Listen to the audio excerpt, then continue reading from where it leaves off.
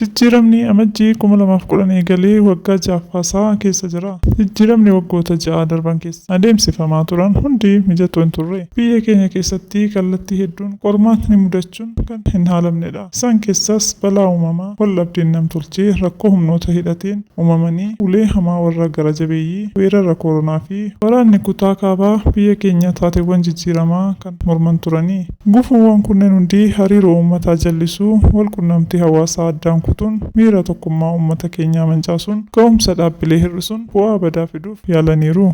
Haa ta'u malee muummicha ministeeraa kan ta'an Dr. Abiy Ahmedii fi kanneen akkasaa Itoophiyaa tokkoomtee arguuf yaadan cimaa dabarsuudhaan qormaata mudate keessatti dandeettii hooggansaa mootummaa cimsuun balaawwan biyyoolessaa hedduu mudatan ittisuu fi gahee guddaa taphatanii jiru. Imala badhaadhina jalqabamee itti fufsiisuuf uummata Itoophiyaa guutuu qindeessuun Itoophiyaa akka biyyaalessaatti tokkummaa qabdu ijaaruun milkaa'ina hedduu galmeessisaa jira. Milkaa'inni galmaa'e kun dhiibbaa dippiloomaasii, dhibee weeraraa koovidii, waraana banamee mo'achuun bakka amma jirurraa ga'ee jira. Kana keessatti imalli taasifamee fedhii uummatni Itoophiyaa jijjiiramaaf qabuun eegalamee paartii badhaadhinaa dhalchee aadaa dimokiraatawaa fooyyessee bu'aa qabatamaa gama qonnaa industirii fi teekinooloojii irratti mul'achuu danda'u galmeessisee ammas itti fufee jira. Dandeettii fufsaa kan qabu waa hedduu argaa jiras.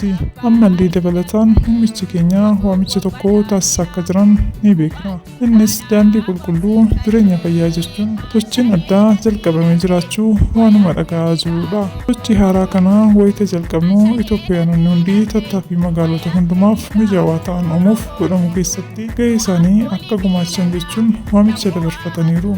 Uummatni Itoophiyaa qulqulluu arguuf hawwiin eegaa jiru irratti waloomaan haa hirmaatuun dhaamsa guyyaa har'aati. Dhaggeeffattootaa fi jaallatamtoota keenya qophii guyyaa har'aa asumaan goolabnaa turtii gaarii qabaadhaa. Laayik, sheer, sabskiraayib gochuun dagatinaa.